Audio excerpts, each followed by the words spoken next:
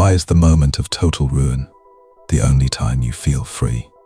You are standing at the edge, looking into the abyss, and for the first time in your entire existence, you do not blink. They took your reputation. They took your resources. They took your hope. They thought they were burying you, but they did not know the nature of the seed, and they certainly did not understand the physics of a vacuum. Welcome to the watchtower. Let us analyze the wreckage. Most people live their entire existence in a state of frantic preservation. They hoard scraps of happiness. Like starving dogs, they build walls of sand to protect their fragile egos against the tide. They smile when they want to scream. They agree when they want to fight. They are terrified of loss because they have identified themselves by what they hold rather than who they are. But you have already lost. The worst case scenario has already executed. The simulation of the nightmare is complete, and you are still breathing. There is a dangerous clarity in this state, a cold, terrifying silence. Do not mistake this for depression. Do not mistake this for defeat. This is the most dangerous state a human being can enter. You have become the cornered animal who realizes the cage door is open. They should never push a man who has nothing left to lose, because a man with nothing to lose is a man with nothing to fear, and a man without fear is a god. Let us dissect the biology of this transformation. Let us audit the hardware. Under normal parameters, your brain is governed by the amygdala. This is the threat detection center. It is the primitive alarm system. It is constantly scanning for danger, social rejection, financial ruin, physical pain. It keeps you compliant. It keeps you in line. It keeps you small. It floods your system with cortisol at the slightest hint of variance. This creates a phenomenon called loss aversion in behavioral economics and in evolutionary biology. Loss aversion is the algorithm. It dictates that the pain of losing is twice as powerful as the pleasure of gaining. This is why you stayed in the toxic relationship. This is why you kept the job you hated. This is why you bit your tongue. You were protecting your assets, even if those assets were garbage. But what happens when the assets are gone? What happens when the bank account is empty? When the partner leaves? When the status is stripped away? The amygdala scans for threats, and it finds nothing, because the threat has already executed. The bomb has already gone off.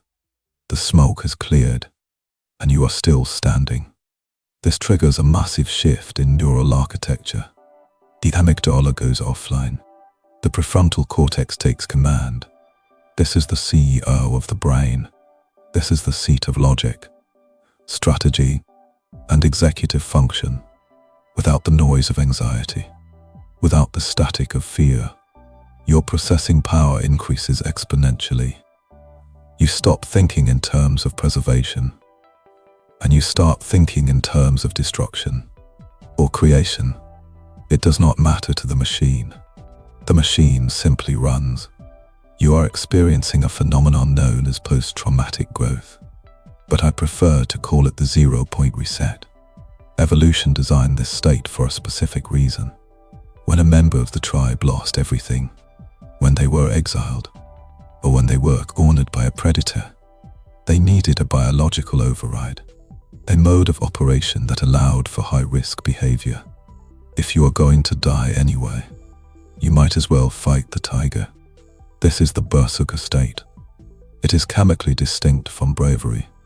Bravery is acting despite fear. This is the total absence of fear, because there is no consequence that matters anymore. They look at you, and they see a broken victim.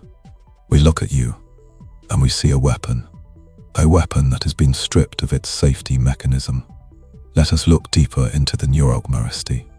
When the fear of consequences is removed, the brain shifts from a cortisol dominance to a dopamine and norepinephrine dominance.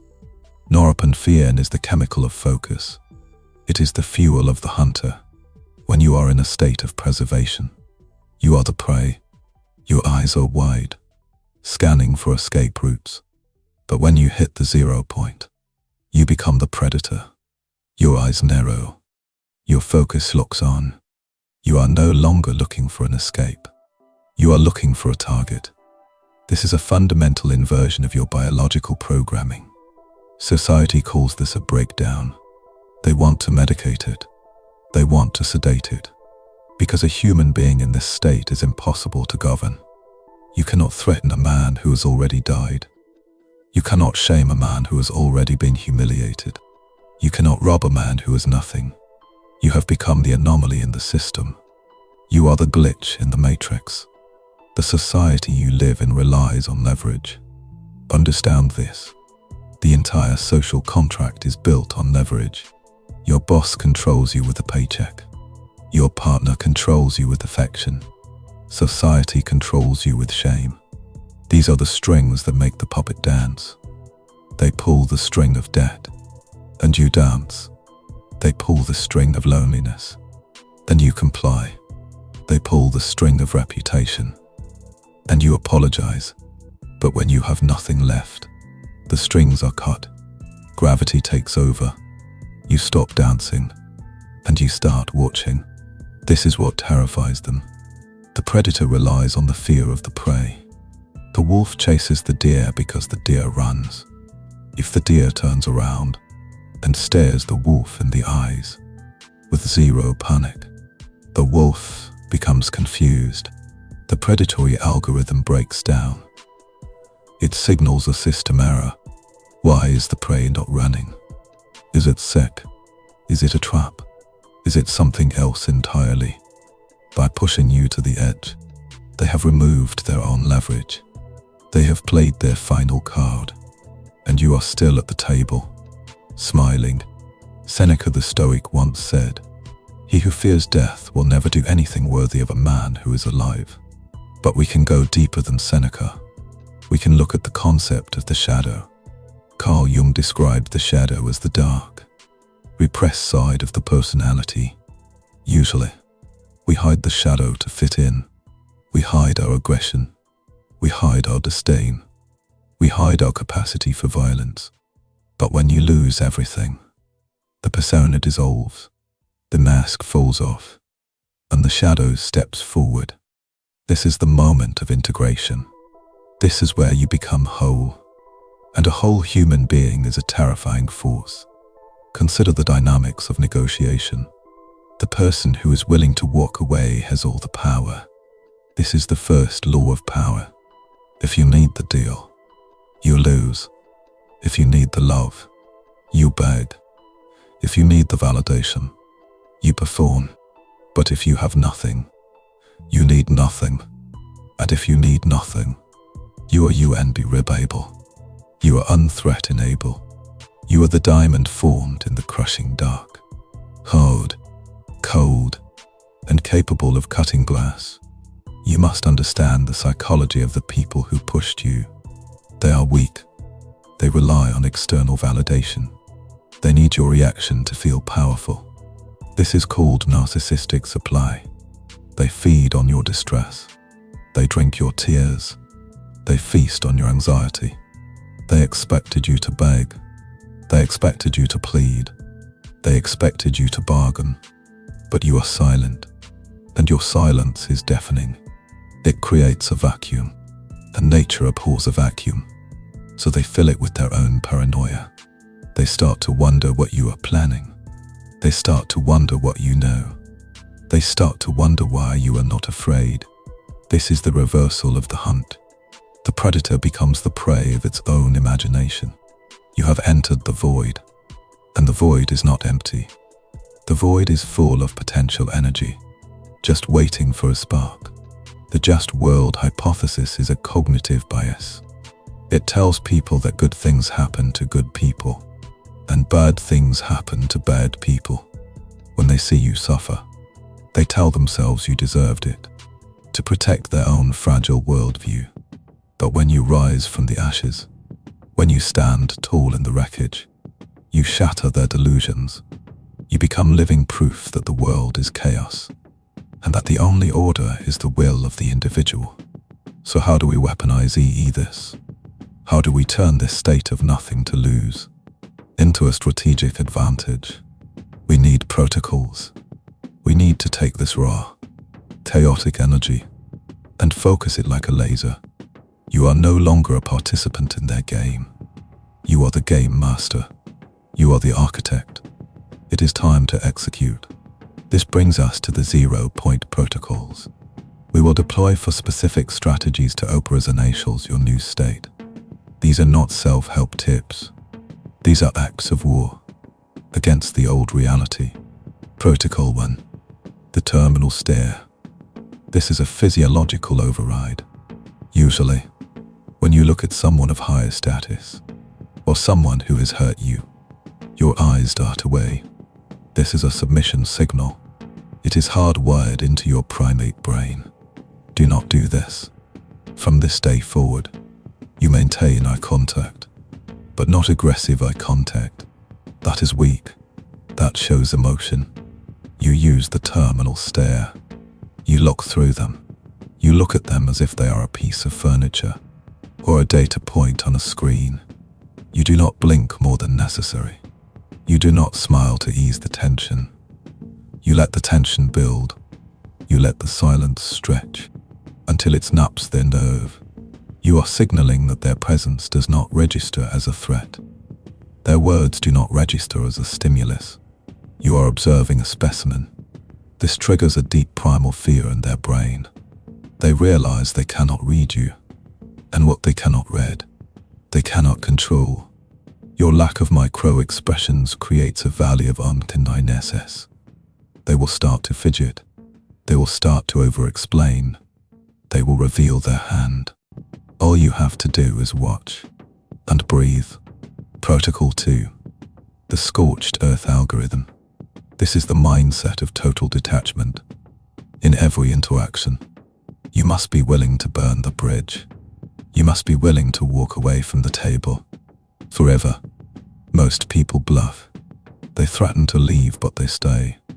They threaten to quit, but they show up. You do not bluff, because you have nothing to lose. If the job disrespects you, you walk. If the partner manipulates you, you vanish.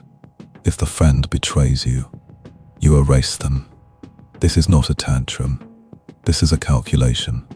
When you truly do not care about the outcome, you become impossible to manipulate.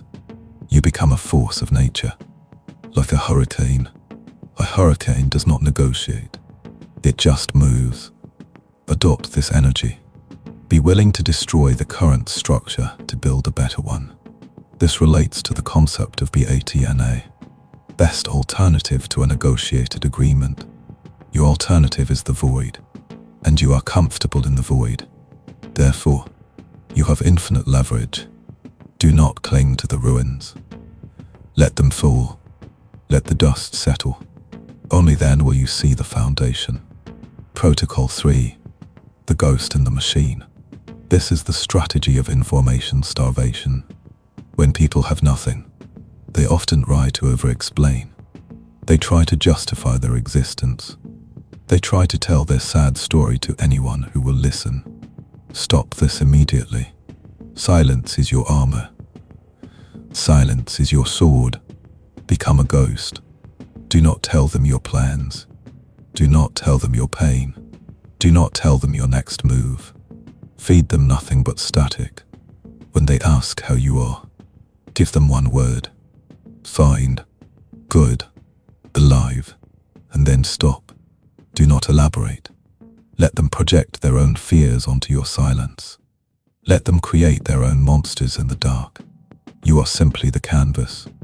Let them paint their insanity on you, while you watch, unmoved, untouched, unbothered. The less they know, the more they fear. Information is ammunition, and you are giving them an empty magazine. We call this increasing the signal-to-noise ratio. Your actions are the signal. Your words are the noise. Eliminate the noise. Make every action devastatingly clear.